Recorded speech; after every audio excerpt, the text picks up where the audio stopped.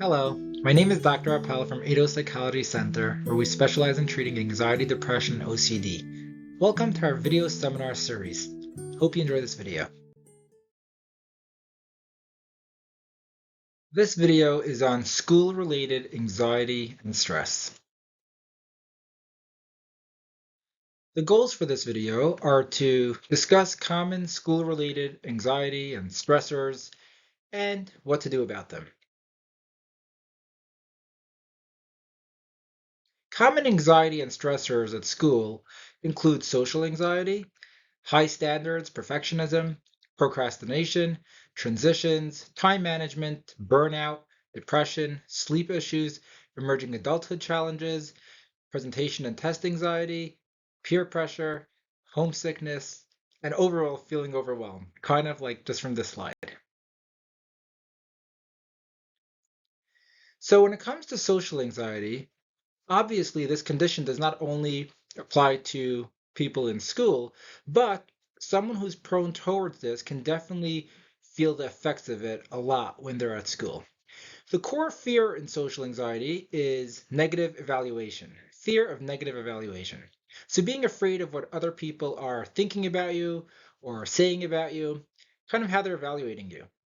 The consequences, as you can imagine, include not engaging in group discussions because you're afraid of you may say something stupid or people may laugh, not attending parties or events. People might think that you don't quite fit in or that you're not dressed the part. It might lead to limited extracurricular involvement in general, like trying to kind of hide yourself and not be around people. Rumination, so a lot of thinking about what did that person mean when they said something to me earlier today, and was it some kind of criticism, or did I say something inappropriate, or was I nerdy today, or whatever it might be. Well, lots of rumination, especially before bedtime. Not getting your needs met, right? If you need to like change the time that you're meeting someone, or you want to change the venue, or you want to ask if you can if let's say you make up with someone to go eat out somewhere and you want to pick a certain spot. If you're really socially anxious, you may not assert yourself at all, and that could lead to you not getting your needs met. Negative self-image, you might think of yourself more poorly, and ultimately depression. You might feel hopeless and you might lose interest or pleasure in doing things, also known as anhedonia. And so, as you can see, social anxiety, when it comes to school, can affect you in many, many ways. So let's talk about some solutions. So first, working with a therapist is probably a good idea. People with social anxiety can benefit a lot from therapy. And in therapy, you can engage in what's called CBT, cognitive behavioral therapy, or ACT, acceptance and commitment therapy. If you want to learn more about these specific therapies, check out my video seminars on these general topics. You can also check out my video seminar specifically on social anxiety for more details. But in general, we're trying to help people with social anxiety change their thinking, evaluate it, see whether it's accurate or inaccurate, change your relationship to your thoughts. So maybe this is more of an ACT approach where instead of checking how accurate they are, seeing how they affect you and whether they're worth engaging in, or learning how to diffuse or distance yourself from these thoughts, changing your behavior. So getting yourself out there, even if it's difficult, and engaging in exposure therapy. There are a lot of solutions to social anxiety. Ultimately, you'll probably benefit the most if you actually see a therapist for this, but you can also research it on your own and check out my other videos and see what you can apply to your specific situation. High standards and perfectionism. So usually this comes from your upbringing, at least partially. And so if you're in the house where when you came home and you got an A on an exam and your parents said, "What happened to the A plus?" This probably speaks to you. But even if you're not in that kind of environment, many homes, it's really a great trait in some ways to be successful, to want to be successful, to excel, to exceed, to have high standards. But at some point, it can actually interfere with your performance, with your quality of life. And so some consequences of high standards or perfectionism include what's called perfectionist paralysis, like staying in bed all day, not being able to start or make decisions or do anything because the standards that you have are so high that you feel kind of hopeless. Procrastination, so waiting and waiting and waiting because you just don't know, it's not the perfect time to start, or you're afraid like you're not going to do a good enough job, so it's hard to get started.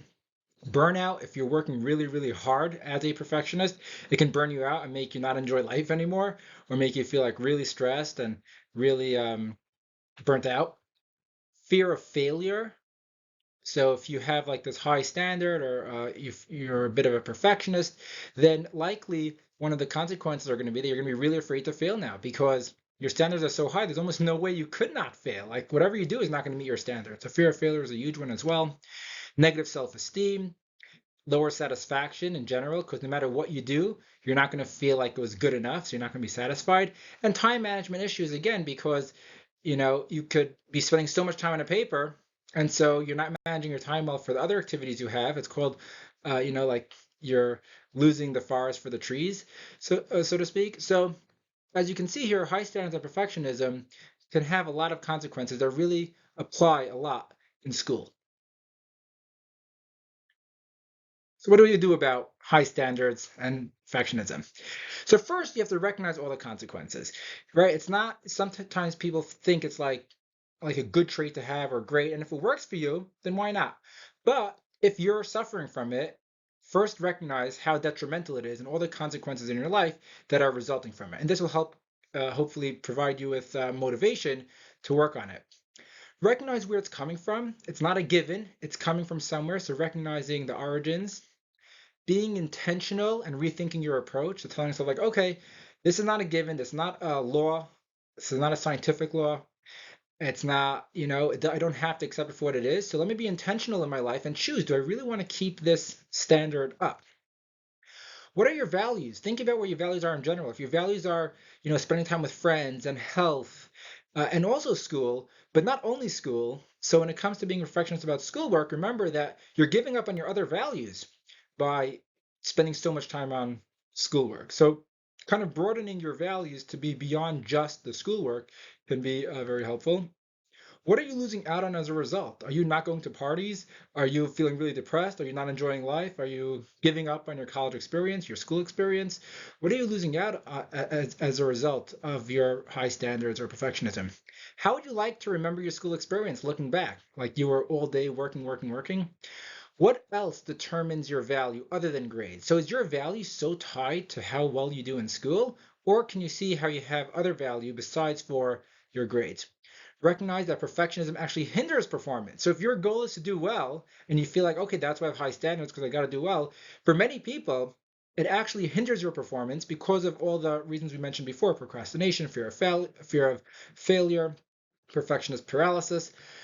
And so ultimately, you want to change your perspective, commit to changing, saying like, okay, I need to change this, and eventually changing your behavior. So changing your behavior means um, partially engaging in exposure, so purposely doing things in a non-perfect way, but also changing your behavior where you're taking into account other areas of your life, engaging more in other activities.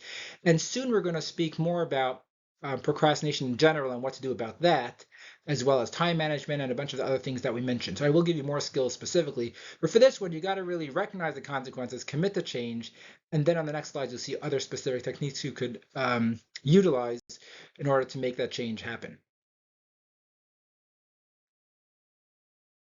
Procrastination.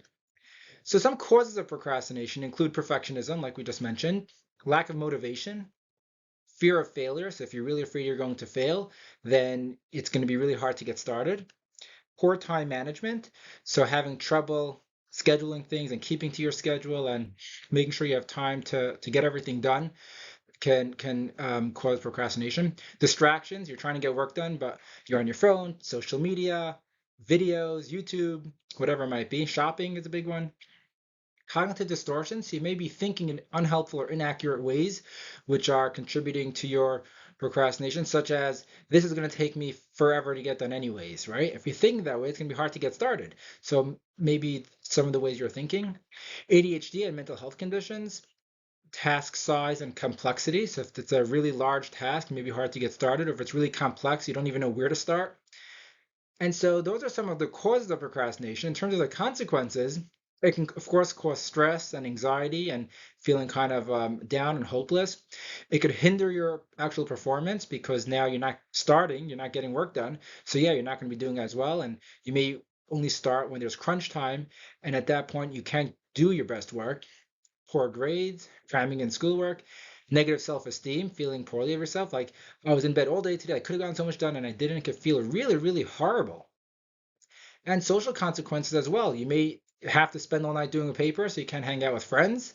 Um, and you may procrastinate even responding to text messages from your friends, and ultimately, not be engaging as much. So again, procrastination can have a lot of consequences. So let's discuss what we can do about this. So what can we do about procrastination? Well, there's a lot we can do. First, you want to recognize the consequences: stress, anxiety, hindering performance, poor grades, cramming in schoolwork, negative self esteem, social consequences, and then commit to change.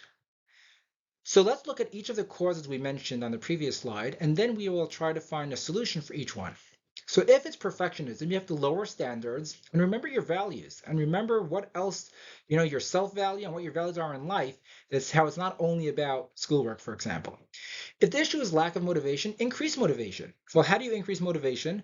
Well, one way is you tie it to your values. So you recognize, like, okay, maybe I'm not so interested in this specific literature class I'm in, but I do want to get the degree because I want to become a lawyer one day or whatever it might be. And so when you're tying it to your values, you're like, okay, this actually makes sense for me to do now. It's not some random boring task. And also you can add rewards. You can add actual rewards, like you could buy yourself something, or you can, plan a nice trip or whatever for when you're done the schoolwork.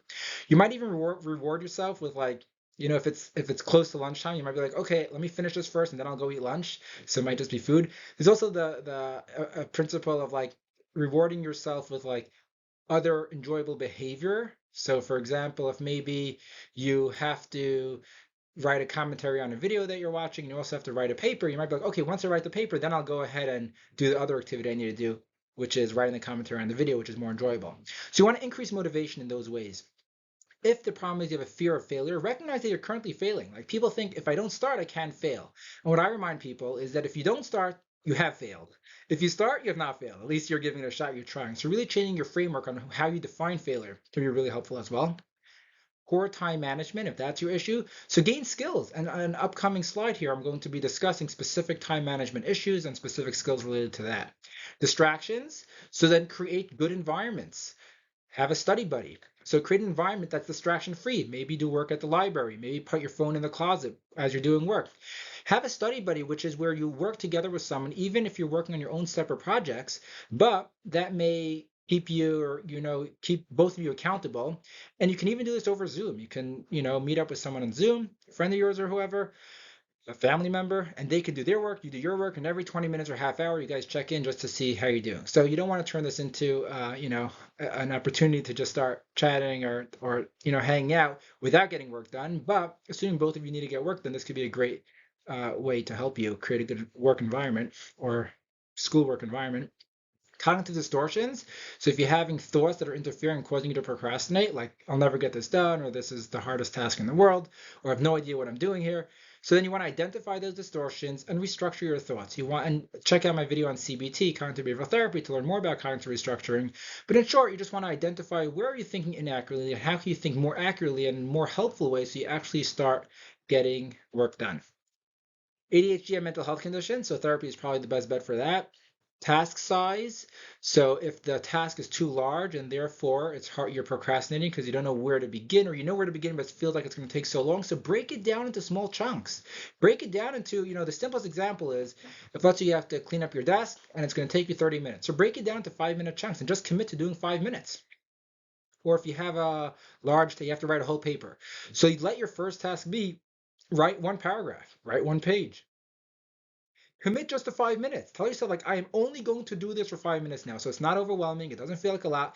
And at 5 minutes, you get to choose whether you want to continue or not. And most people, once they start and it's going well, they want to continue. But you don't have to if not. In this way, at least every time that you have to get started, you'll be able to commit to yourself at least to 5 minutes and see where it goes from there. And another kind of like trick you can tell yourself is, I'm just doing a draft. So if you have like high standards also, and so, it's hard to get started on the paper because it doesn't sound like what you're writing doesn't sound good, or it's not going to be good enough. Tell yourself, I'm just working for 5 minutes now and I'm just doing a draft. So I don't even know if I'm going to end up using this paper. I'm just like playing around with it. And once you do that, then it's much easier to start tweaking it and changing and editing to get to your final version. But doing, just doing a draft is always easier. And it's also easier at that point, once you need to complete the paper, to work on a paper that's already in existence versus staring at a blank screen or a blank, document and having to fill it up with information. So let's discuss now another stressor, which is transitions. And for many people, transitions can be very challenging. There are many transitions when it comes to school, including maybe being in a different living space if you're dorming or living near the school as opposed to home, different bed, different friends, different food, different culture. The culture of your school or your friends at school might be different than your culture at home, and emerging adulthood challenges. So fortunately for emerging adulthood, we'll talk more about those later. But as you can see, your transitions could be a very challenging time for people where you feel like you're out of your zone, you're out of your place, things seem kind of different, and you're just not feeling great about the situation. There's a lot to get used to, and you're very vulnerable and you're stressed out. So let's now discuss some possible solutions.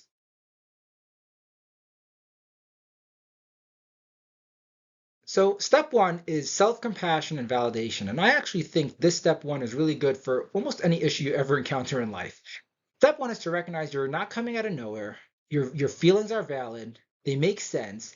And you almost want to tell yourself, like, how could I not feel overwhelmed when I'm in a new school, new bed, new culture, new food, new friends, new environment? Of course, I'm going to feel this way. And this sucks. Like, this is not a good feeling to have. So just meeting yourself where you're at, instead of being hard or self-critical or why can everyone else do it and why can I, that usually doesn't help as much as if you first just have some self-compassion and validation. Don't catastrophize, right? You don't want to say like, oh, this is the end of the world, like I can't handle this, right? But you do want to validate and have patience. Know that after you validate yourself and you have some self-compassion for yourself, you can then remind yourself like, okay, this is going to take time, right? So cut yourself some slack, give yourself some leeway to be like, even if I don't solve all this right away, it's okay. Let me give myself some time. Step two, make the transition less extreme.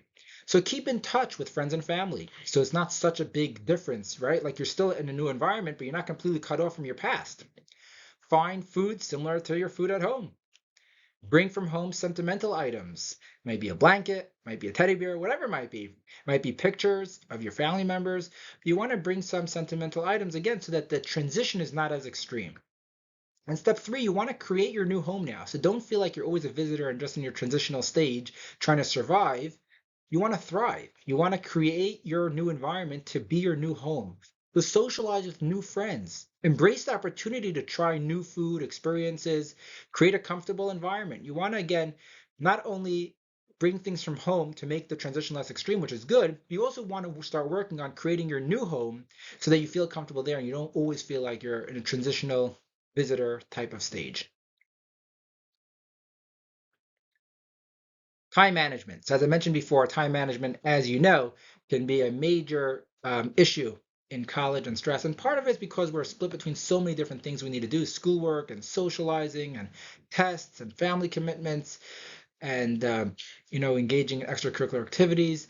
So time management can be, and for many people when they're home, their parents maybe help them more with time management. Or maybe things were more structured in elementary school or high school, and in college, you have all this freedom, and time management can become a big deal. So let's discuss some specific time management solutions. First of all, time awareness. You want to start becoming more aware of time in the broadest sense. So one good idea is to start tracking time. You want to start tracking and recording what's going on with my day. So maybe every hour you just jot down like, okay, what just happened the past hour? How did I spend the last hour? And this will start giving you some more idea and awareness of how you're spending your time. Another thing you want to do is you want to estimate how long activities will take and then check and see how on or off you were. So maybe you're doing homework, you're like, okay, this should just take 20 minutes. I think it'll take 20 minutes. You do it, and by the end of it, you're like 2 hours later, you're like, whoa, now I see how long it takes me. So of course I'm stressed out, and of course I'm mismanaging my time because I don't even know how to predict how long things are going to take. And the more you do this, the better you get at predicting how long things will take. Next is you want to create SMART goals. Now, what are SMART goals? Well, SMART is an acronym that stands for specific. So you want the goal to be very specific. Like I want to write one paragraph of my paper. That's super specific. Or I want to spend exactly 5 minutes working on this project. Okay, so 5 minutes. Measurable, you should be able to measure it. You should be able to, after the fact, ask yourself, like, did I accomplish my goal or not? It can't be too vague. So you want to be very specific and measurable, achievable. You don't want to take on a task that's too large. Relevant. You want it to be in line with your values or what gives you meaning in life. If it's not relevant, it's going to be hard to sit down and do it. So you have to make sure that it's relevant. And if it doesn't feel relevant, then why are you doing it? If you're doing it, it's got to be relevant in some way. So you got to try to make that bridge and connection so that you remember why it's relevant. And like the example I gave before, even if it's doing a task that's kind of boring, if you need to do this task to get your college degree and you need your college degree for your future career, then this task becomes very relevant and time based. When are you doing it? This day, this time for 20 minutes. Very time based. You don't want to set a goal that is not tied to a specific time. So if you want to learn more about SMART goals, I recommend you just Google it, YouTube it. There's a lot of information about how to create these goals, but I just want to alert you to this acronym and give you just the basics of what it's all about. Next is you probably want to start using a scheduler or a planner. Now this can be a physical one or a digital one. I happen to love digital ones because you can copy and paste and you could set recurring events. You could set reminders tied to it. So I think digital is awesome.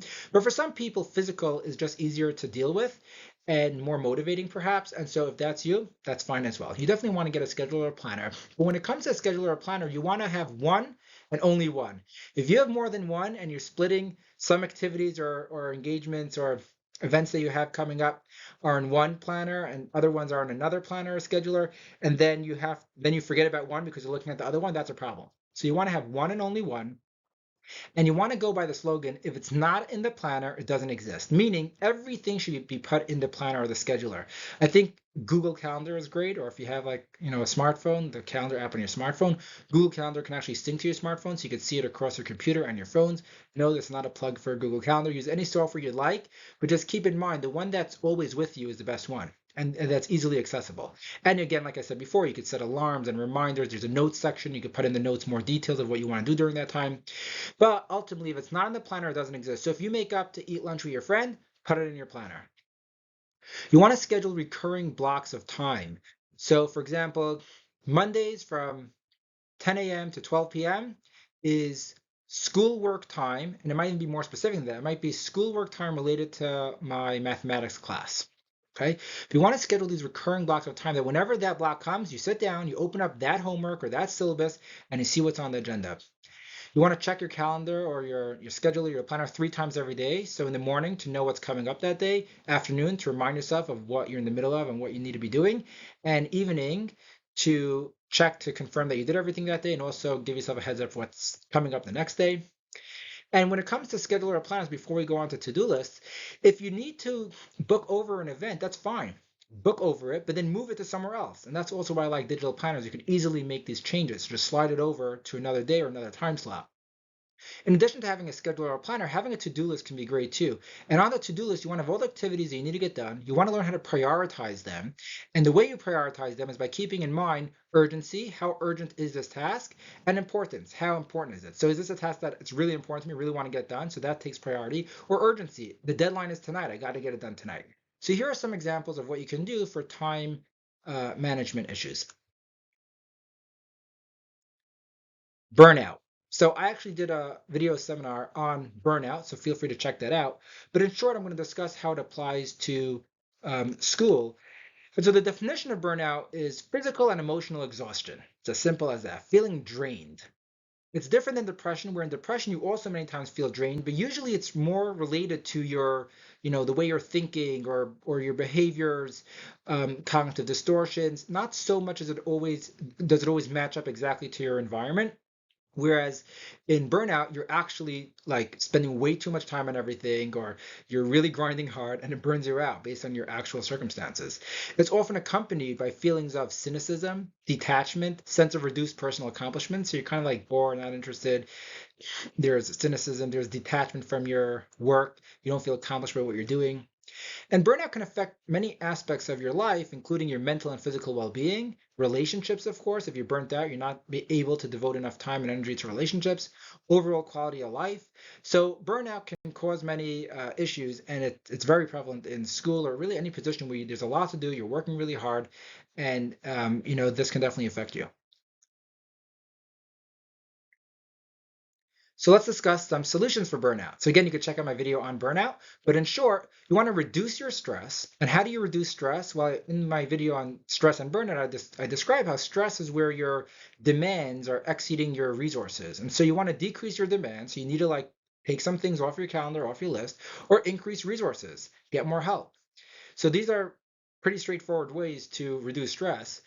Um, you also want to be able to like set up boundaries so you're not working 24/7. So maybe you want to set up boundaries for when you're devoting time to schoolwork, when you're devoting time to other work maybe you have or other obligations. You want to get good at time management. As you can imagine, if you're doing so much, time management can be super important. Self-care is really important to keep life interesting. In fact, if you're feeling burned out, one thing you can try off the bat is just take on a hobby or do something that you know you enjoy doing because that can help you stay motivated then to do the other work you need to do and it can actually give you more energy. So you may say like, well, I'm drained, I don't have time, but actually it might make the rest of the time you're working that much more efficient and enjoyable and give you back quality of life. Reconnect with meaningfulness and values. You want to recognize how what you're doing is not just boring. If you feel like everything you're doing has no purpose, you're more likely to get burnt out. But if you tie it to your values or you create meaning in it, then it's less likely to cause you to feel burnt out. And you want to schedule breaks. So you want to schedule breaks, daily breaks throughout the day, weekly breaks, maybe the weekends, and yearly breaks. Go on vacation. So mini vacations, large vacations, we definitely need to schedule some breaks. Depression. So depression obviously is a mental health condition that does not only revolve around school, but people that are prone to this, or even if not, school can definitely make you feel depressed sometimes. So let's discuss some solutions for depression, but also keep in mind that I did another video seminar on depression. So if you want more details on it, check that video out. So what are some solutions? So of course, working with a therapist is a really good idea.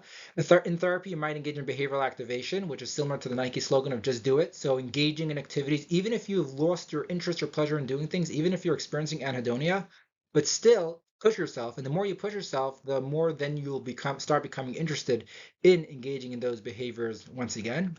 CBT, cognitive behavioral therapy, and ACT, acceptance and commitment therapy. So you want to learn how to change your thoughts, start thinking in a less depressed way, change your relationship to your thoughts, not letting the thoughts affect you as much, change your behaviors, engaging in behavioral activation would be a great step. And as I mentioned before, see my video on depression for more specifics. Sleep issues. So sleep issues, I think, is another one of those big issues that comes up specifically in school and college, although it affects many people outside as well. And some causes, other than some biological, physiological conditions you might have, irregular sleep patterns. So if you're not in a consistent sleep schedule, your circadian rhythm gets all messed up. Napping habits can contribute to that. So if you're napping, then it's hard to fall asleep at night. Then you finally fall asleep. You got to wake up in the morning for class, but then you're super tired. So then you have to nap again and it just creates for a bad cycle. Stress, anxiety, and depression can definitely interfere with sleep. It can cause hypersomnia or insomnia, sleeping too much, sleeping too little, having trouble with sleep, having trouble waking up in the middle of the night. Caffeine and energy drinks, of course, can affect it. Poor sleep environment. So if it's like really hot in your room or there's a lot of noise, having your phone in bed or using your phone or electronics close to bed. Time management. So if you're stuck, you got to cram work in, the whole night, that's going to affect your ability to sleep. Social engagements, you're partying all night, right? So these are all different causes for sleep issues, especially in college. And some of the consequences, as you can imagine, include academic performance can suffer, mental health can suffer. So yes, mental health can cause sleep issues, but sleep issues can also cause mental health issues, right? It can cause you to be more irritable, more stressed out, more anxious, more depressed. In fact, I find many people experience much more depressive thinking at night, especially when they're tired, than when they're not. And impaired decision making, so it can be hard to make decisions when you're not sleeping well. And social isolation, it can cause you to then maybe stay in your bed more during the day and not engage as much with friends or socially. And of course, it can lower your overall quality of life. So, what are some solutions for sleep issues? Get a consistent sleep schedule, consistent wake up time, consistent sleep time. Hopefully, you could keep it even on the weekends or don't change it too much on the weekends. Consistency is key when it comes to sleep. You want to limit napping. So, really, ideally, not napping at all. And it may feel like it's impossible, especially for someone who's so used to napping. But if you go 2 weeks without napping, you will likely not feel the need to nap nearly as strongly anymore. So, maybe a hard 2 weeks or hard 1 week to push yourself, but that's the ideal scenario. And if you do need a nap, do like a quick power nap, so maybe like a 15-minute nap. just to get some napping in, but not really longer than that. Engaging in therapy for whatever mental health conditions you might be experiencing, including stress, anxiety, and depression. Limit caffeine and energy drinks, right? Try not drinking much of them, doing it earlier in the day as opposed to close to bedtime. Create a sleep conducive environment. So this goes into the idea of like sleep hygiene, but you want to create a dark room. You want there to be little noise if possible. I know that not all of this is in your control, but as much as you can even have a white noise machine. You want to create a cool temperature, much better than a warm temperature. So there are different things you can do to create a more conducive environment for sleep. You want to limit screen time before bed. Bed should only be used for sleeping. You want to create a relaxing bedtime routine, which kind of signals to your body that it's time for bed. So maybe taking a bath or a shower or drinking something warm. Time management is super important. Social boundaries is super important. Saying like, no, I can't stay up until 2 a.m. every single night. And there's one more thing which is super important that I don't have listed on the slide here, but I want to mention nonetheless, which is some people feel as if they like a certain sense of urgency, like I just have to get to sleep already. I have a big test tomorrow morning. I really need to get to bed. I really need to sleep. And the more you feel that urgency to fall asleep, the less likely you are to fall asleep. The more you feel like I need to get my 8 hours in or my 6 hours in, whatever it might be, the less likely you are to get it in. Because you can't put yourself to sleep. Your mind puts you to sleep. You just create the context for your mind to then be able to put you to sleep. And so that needs to be your goal. Create a relaxing context without the pressure of needing to fall asleep. And if it helps, you can tell yourself, even if I don't fall asleep, as long as I'm in bed and I'm chilling and I'm relaxing, my body is getting, the rest it needs to a certain extent. And it is what it is. Because, like I keep saying, if you feel like, oh, I need to fall asleep already, you're not going to fall asleep. So, clock watching and getting stressed out every half hour that passes by and you're not sleeping yet can be is just going to interfere with you being able to fall asleep. Emerging adulthood challenges. So, emerging adulthood is this period of time where technically you're an adult, you're over 18, but you're not quite fully independent as an adult. So, some of the challenges include being able to balance your new freedom and also still being responsible. There can also be a challenge related to financial dependence. So, your parents or whoever might be might still be paying for a lot of the things. And so, they kind of have a say in your life, or at least they think they have a say in your life. You feel less good about yourself, like you'd like to be independent, but you're not quite there yet. You can have over-involved or helicopter parents still in your life and not giving you the space you need. You could have under-involved or non-supportive parents who are not there to support you when you reach out to them. You generally feel unstable. There's instability in your life because, like I said, you're not yet on your own 2 feet. And you might have unclear career plans, which can be a challenge during this emerging adulthood period, where you have to choose a career and you're not quite sure what career to choose. And that could be very overwhelming. So, what are some solutions to these issues? You want to learn how to balance freedom with responsibility. And so step one is patience. Know that you're not going to go from being a teenager or whatever it might be all of a sudden to like a fully functioning adult, independent, fully responsible, knowing exactly how to balance their newfound freedom with their responsibility. So patience is key. You also want to learn how to balance the two, and you're going to have to play around with it a bit. Enjoy your freedoms, recognize your responsibilities, and try to get better at it. And it might be helpful to join a sorority or fraternity that has this balance in place. Like many of them, or clubs in general, many of them have certain rules. You have to keep up certain grades. You have to wake up at a certain time. Whatever it may be, you have to exercise a certain amount, whatever it might be, but they can help you with this, finding this balance. And a mentor can help as well. Next, you want to put structures in place. You want to put structures in place for your finances. So even if your parents are supporting you, if you're constantly needing to ask them for money and then they want to know what for and this and that, it can create a constant struggle and make you not feel so good about the situation. But if you have a structure in place, for example, where you have a deal, like you say, okay, mom, dad, how much like are you willing to give me as an allowance per week? And whatever number that is, assuming that's the number you guys agree on, say like, okay, do you mind depositing that into my bank account every week? And I will use it for the things I need. And anything beyond that, I need to figure out on my own. This way, they're not super involved in your business, and you feel like you have more freedom, and you start learning responsibility. Because now, if you want to return something and it's past the due date, that's a consequence that you're going to experience, and that's going to help you next time to not pass the due date.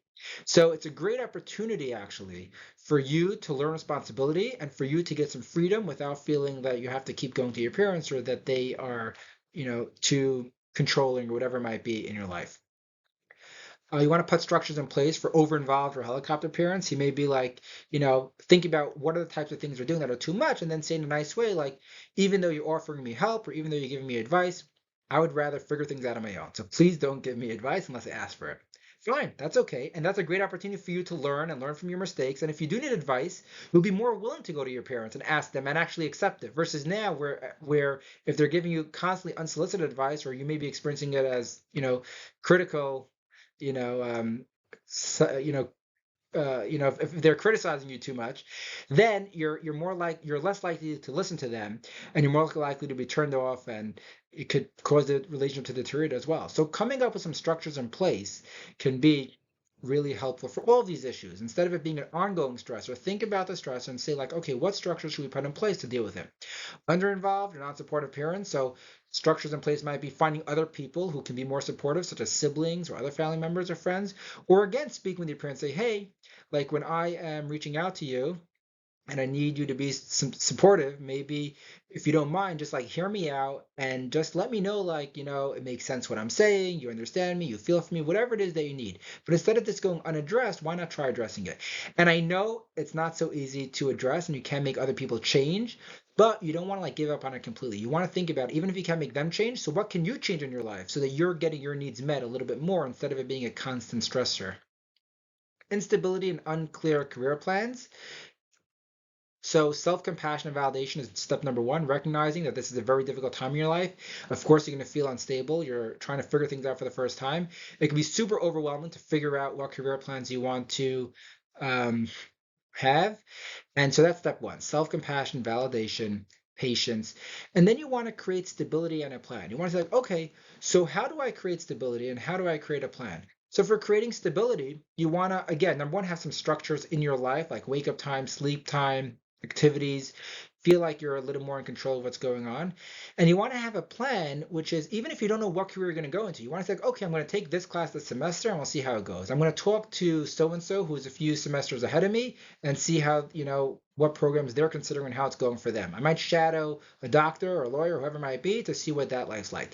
So have patience, be self-compassionate validation and self-validating, but also have some, come up with some solutions, recognizing that you're not going to solve it on day one, but do certain things that are going to get you a little bit closer to gaining more clarity. Patience is key. Presentation anxiety solution. So presentation anxiety is a form of social anxiety, probably the most common form, where, as we mentioned before, in social anxiety, the core fear is negative evaluation. So as it relates to presentation anxiety, you're about to give a presentation or you're giving one next week, whenever it might be, and you're really nervous how the audience is going to respond or how your class is going to respond if you're giving it in front of your class or how the teacher is going to respond, how they're going to grade you. So you could check out my video on social anxiety, but in short, um, some solutions include first, recognizing anxiety symptoms as a hardwired protective measure that is misfiring. So it's not, when you're experiencing anxiety, don't judge from your anxiety like, oh, this is really bad. This is going to be an issue. Like, no, your body's just misfiring. And anxiety in general is, a hardwired protective measure. It's there to help you, motivate you to study. It's there to help motivate you to practice your presentation.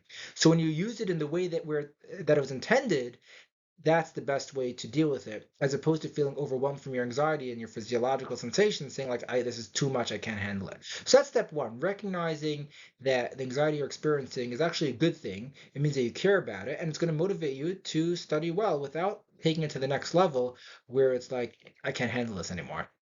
Cognitive restructuring, so changing your thinking about it. You can also check out my video seminar on CBT, cognitive behavioral therapy, where I discuss more about cognitive restructuring. But for this, for example, you can decatastrophize. You want to tell yourself, like, okay, when was the last time I remember someone giving a presentation in my class that it was so bad that I went home and I like remembered it? Most people are going to forget about it. Most people don't even judge you. Most people are worried about when it's their turn to present.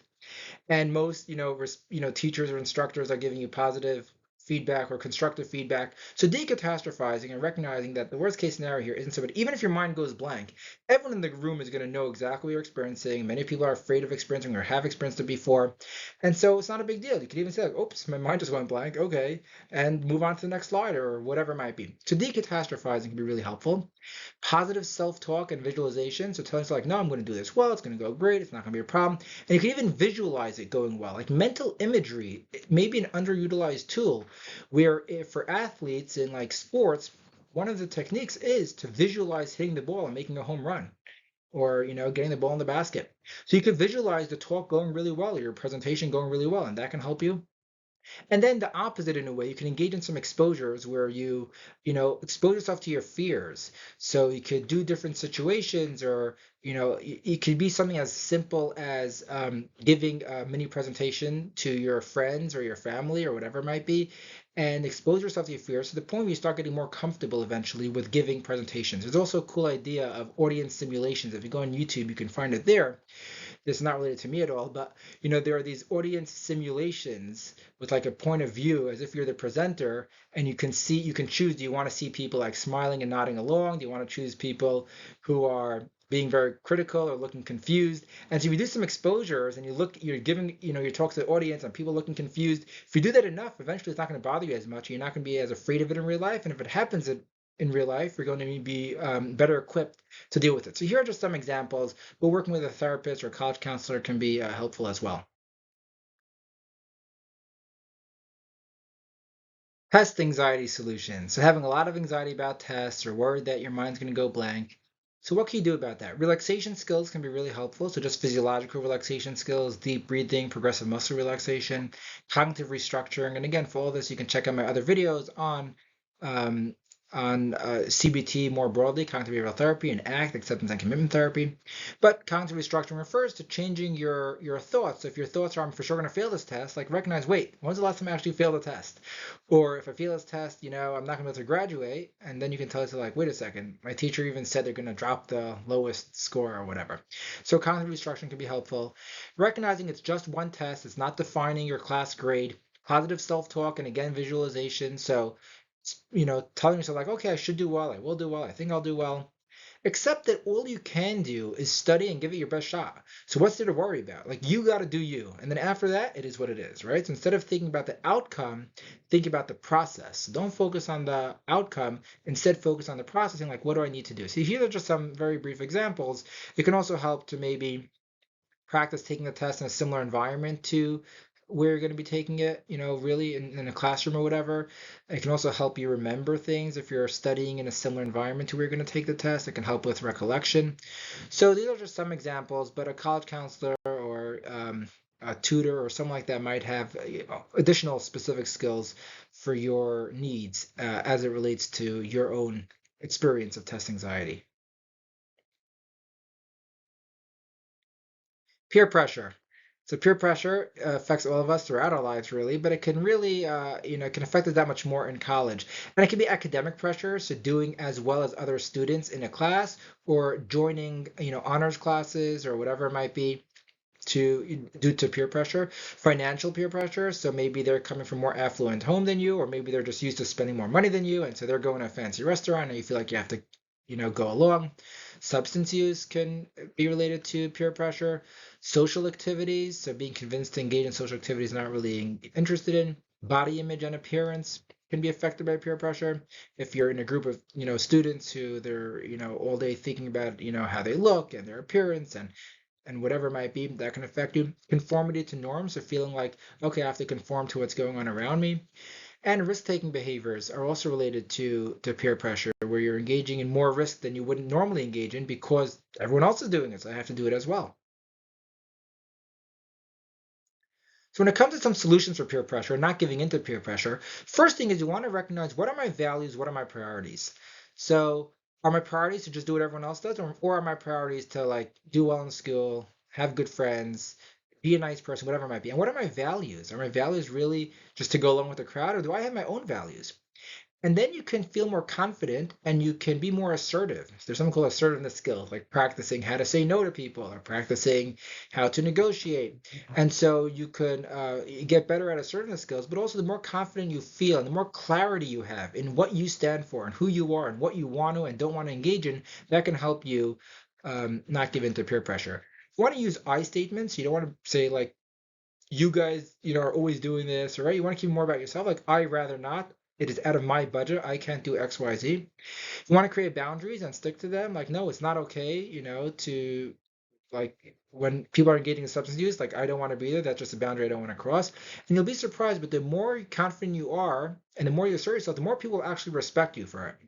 And building a supportive network so you don't have to keep these friends around who are constantly, interfering with the way you want to run your life. You want to instead, or in addition at least, have a supportive network of friends that actually maybe have shared values as you and you can feel more in line with. Homesickness or feeling homesick. So it can lead to loneliness and isolation, longing for familiar surroundings, missing family and friends, mental health issues, anxiety, stress, more stress. And so some solutions for homesickness can include, well, let's break it down by each category. So for loneliness and isolation, join a sorority, join a fraternity, join clubs, create new friendships. Longing for familiar surroundings. So again, personalize your living space with familiar items. Create a daily routine. So you have more structure, you feel more, more in control of what's going on. If you're missing family and friends, do video calls, have visits, visit them, they can visit you, make new friends so you're not longing so much for your old friends. And when it comes to mental health, anxiety, stress, and more stress, therapy can definitely help with that. And self-help as well. You can, look into different self-help strategies. You could watch these video seminars I'm doing and try applying some of these tips. You can have a weekly check-in or a daily check-in and seeing like where you're at, what needs to be done. So you definitely could take control of your own life when it comes to this type of stuff. But sometimes having a supportive group of friends or a therapist or a college counselor can be really helpful. Feeling overwhelmed. I feel like this one probably is one of the biggest, even though I keep saying it like a lot of this really applies to school, but feeling overwhelmed is a huge one.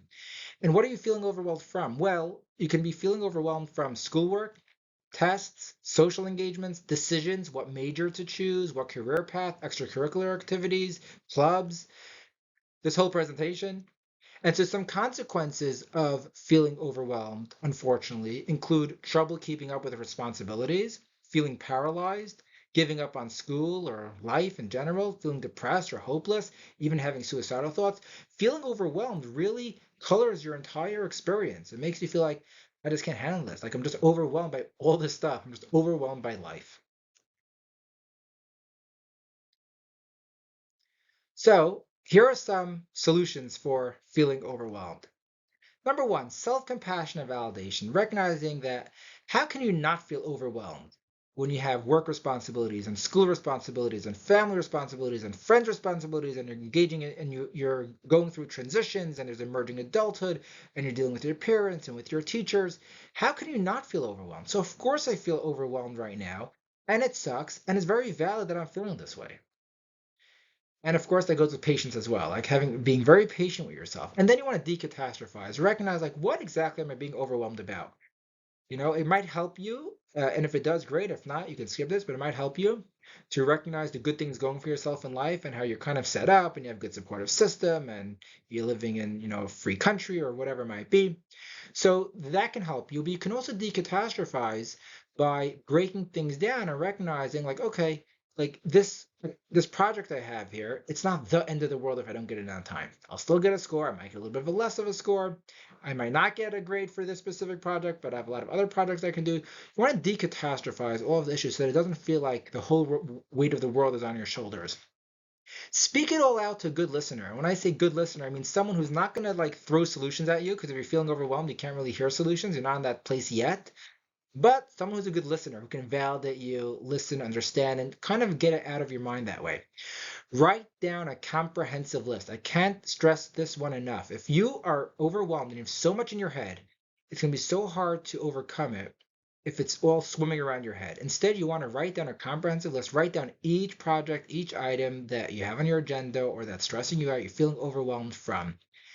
And then you want to come up with a plan for each item. So you might want to break it down.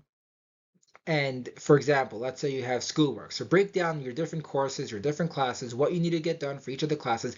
Get it all out of your head and onto paper. That's a really good step one. Tests, social engagements, come up with a plan for each of these. How am I going to study? How many hours am I going to study? How many times a week am I going to hang out with people? With who? Decisions. How do I make these decisions? Which major to choose or which career plan? Come up with a plan, whether it be, even if it's not a plan that's going to give you the answer, but the plan might be spend 10 minutes talking to so and so about it, or speak to a college counselor, or a trusted friend, or shadow someone for a day, in their profession and see what that's like. So that can be, this is ultimately what you need to do is come with a plan for each item, and working with a counselor or therapist can be real helpful. Another thing that I don't have listed here, but can be really helpful, is just recognizing, like, yes, I'm really overwhelmed and I'm really stressed, I have a lot going on. But if you're in bed all day, you're going to feel more and more you're not going to do anything. If you instead get out and just see the fresh air, experience the fresh air, see the sights, see the trees, see nature, see friends, see people, that will help you get out of your head a little bit and not feel as overwhelmed. And then you could actually do better at some of these skills here where you're writing a list and breaking down, coming up with a plan, breaking down a large task into a small task. A lot of the skills that we spoke about for some of the other issues, such as time management or procrastination, really go into this slide as well, where a lot of times those are the types of things that contribute to your overall feeling of being overwhelmed.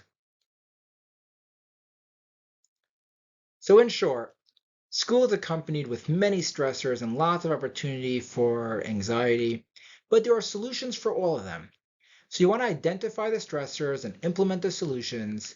And ultimately, a therapist can help you tailor treatment for your specific needs, because when you're in a real bind, you're really overwhelmed, your whole life feels like it's just pointless or you're burnt out or whatever it might be hard to start implementing these skills.